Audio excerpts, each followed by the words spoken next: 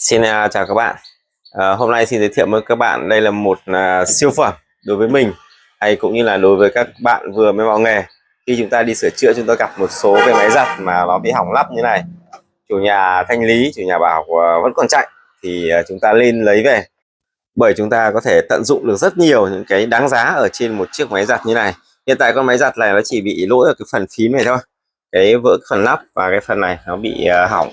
Thì như vậy còn lại bo mạch, động cơ, hộp số, kéo xả hay cũng như là van cấp van phao của chúng ta là không việc gì cả. Đấy, như con máy giặt này thì mình thấy như vậy, chủ nhà báo là vẫn chạy. Và để các bạn kiểm tra qua xem là có chạy hay không thì các bạn sẽ cắm điện. Con này mình mua được thanh lý của chủ nhà, giá cũng chỉ có hơn 300 thôi. Ở đây mình cắm điện mình test cho các bạn xem này. Khi mà các bạn bấm mở nguồn này, máy vẫn vào điện. Các bạn bấm start này, máy vẫn quay cân đồ, nghe rất là êm này. Đó, các bạn sẽ bấm vắt. Vắt thì chúng ta sẽ kiểm tra được về vấn đề bi của máy nó có bị sao hay không. Chúng ta chọn chế độ vắt. Nếu như mà máy vắt được êm thì chứng tỏ là con máy giặt này nó chỉ bị hỏng một số những cái không đáng quan tâm. Cái quan tâm của chúng ta nhất là động cơ, hộp số và bo mạch. Máy vẫn đang quay, tiếng kêu rất là êm. Ở đây chúng ta sẽ nghe được động cơ kêu rất là êm này. Hộp số bi cũng không bị hỏng này, bo mạch thì chạy bình thường này. Đó là ba cái quan trọng nhất trên một chiếc máy giặt mà chúng ta thấy con máy giặt này nó chạy đúng bình thường như chủ nhà vừa tả. Thì mình có lấy về và giá thành rất là rẻ, người ta thanh lý thôi. Con này thì chúng ta có thể tận dụng được để chúng ta thay thế cho một số những cái gia đình mà có con máy giặt nó cũ rồi ấy, họ không muốn sửa chữa với chi phí nó quá cao khi mà thay mới. Ví dụ như hộp số các bạn mà thay mới thì các bạn cũng mất đâu đó khoảng là hơn triệu. Động cơ chúng ta thay mới chúng ta mất gần triệu, hay cũng giống như bo mạch này thế, chúng ta mất được khoảng trên 500, cũng rất là đắt. Thế nhưng mà chúng ta nếu mà mua được cái giá thanh lý như này thì chúng ta sẽ thay cho một số những gia đình mà chúng ta đang sử dụng những con máy giặt mà nó hơi cũ rồi, người ta không muốn sửa chữa chi phí với giá thành nó cao quá, thì chúng ta có thể là đáp ứng chủ nhà là chúng ta thay những con hộp số như thế này, nó đang chạy rất bình thường này, rất là bền. Các bạn thay vào các bạn bảo hành cho chủ nhà cả nửa năm là bình thường. Đấy, cho nên là chúng ta nên mua những con máy giặt này về và chúng ta tháo lấy các cái linh kiện, hộp số, motor và bo mạch, chúng ta cất đi. Sau này mà khi mà sử dụng đến thì chúng ta sẽ mang ra để chúng ta sử dụng. Và bây giờ mình sẽ tháo ra để chúng ta sẽ cùng nhau tháo ra nhé. Tháo cái máy giặt này thì nó rất đơn giản thôi, giống như là các bạn đã từng tháo vệ sinh máy giặt này rồi thì các bạn biết cách tháo. Chúng ta chỉ cần có cái tô vít và cái tay 10 là xong. Và những ai chưa tháo cái máy giặt này thì sẽ cùng mình tháo tung máy giặt này ra nhé. Chúng ta lấy hộp số ra. Rồi, như vậy để tháo được cái hộp số ra thì trước tiên các bạn sẽ phải tháo cái mâm ra. Và ở giữa mâm này có một cái con ốc, chúng ta sẽ dùng khoan chúng ta tháo cho nó tiện nhé. Rồi, ở đây thì mình dùng khoan để mình tháo cho nó tiện. Đó, các bạn bóp nhẹ cái là lên rồi. Sau khi tháo con ốc ở giữa mâm, các bạn nhấc cái mâm này ra. Đó, các bạn lấy được cái mâm này ra. Trong cũng bùn cũng hơi bẩn chút. Thế nhưng ngược lại là chúng ta cần một cái hộp số nó chạy êm. Và cái hộp số này hiện tại đang chạy rất là êm.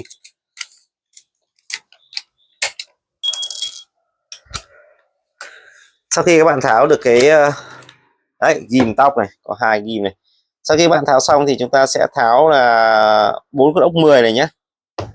Và các bạn sẽ dùng cái đầu 10 này, chúng ta tháo ra này.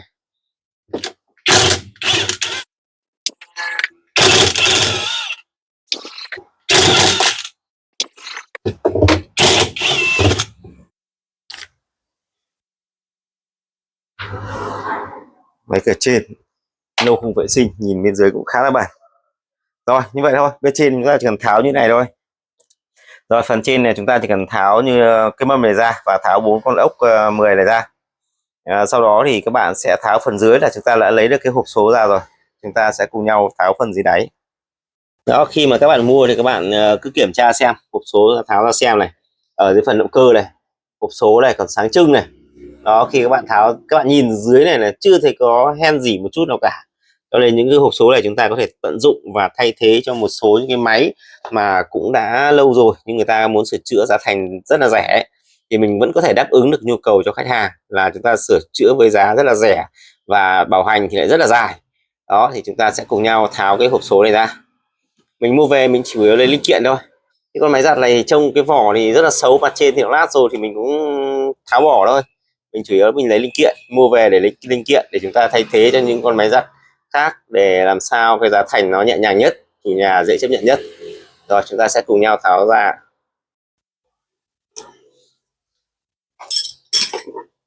Rồi vậy để tháo phần dưới thì các bạn sẽ chuẩn bị cho mình đầu 8 này, đầu 10 này cũng như đầu 13 để chúng ta sẽ tháo các phần bên dưới này. Ở đây thì chúng ta sẽ sử dụng đầu 8 này, nó tháo ra dưới này rất là nhiều ốc.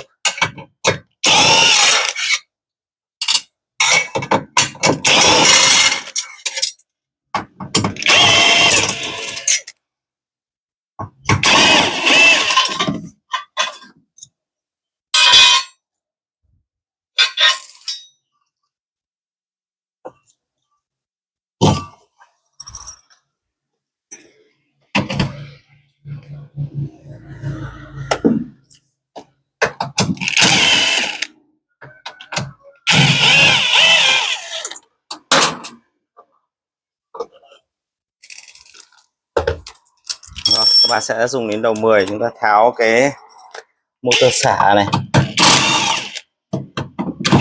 tháo hộp số này. Chung là chúng ta chỉ dùng đầu 8, đầu 10 và đầu 14 xong thôi.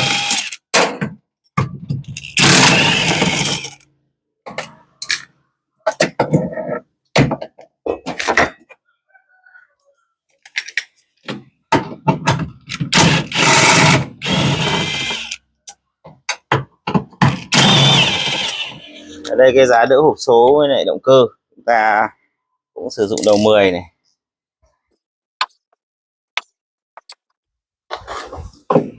Giá đỡ của cái hộp số này còn 2 đầu 10 nữa.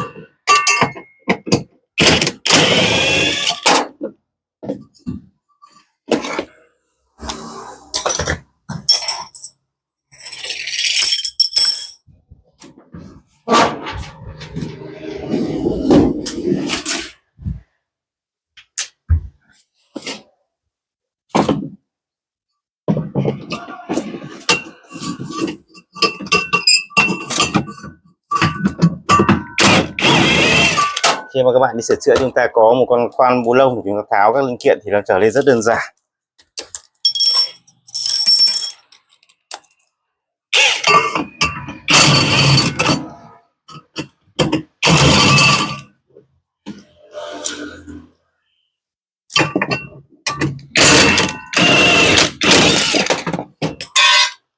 Rồi, các bạn tháo ra như vậy là chúng ta đã lấy được cái hộp số ra rồi. Các bạn sẽ nhấc hộp số ra. Ở đây còn con ốc này.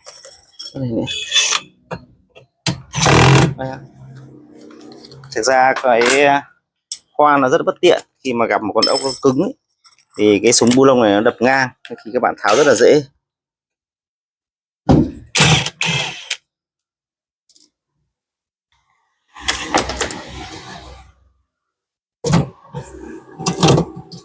Sau khi tháo xong các bạn chỉ cần nhấc hộp số ra là được thôi, chúng ta lựa nghiêng ra chúng ta nhấc ra là xong.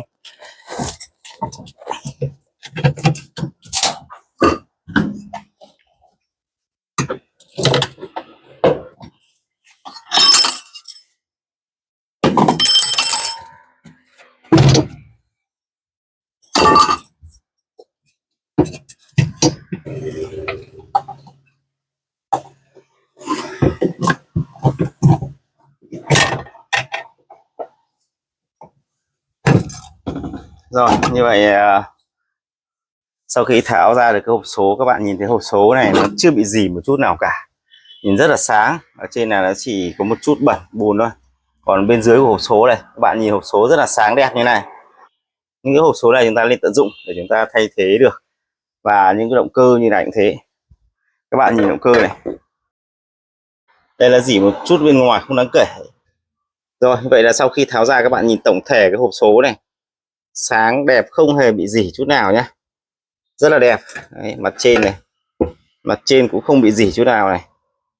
Còn sang đến cái motor của chúng ta này, Motor thì các bạn nhìn thấy motor này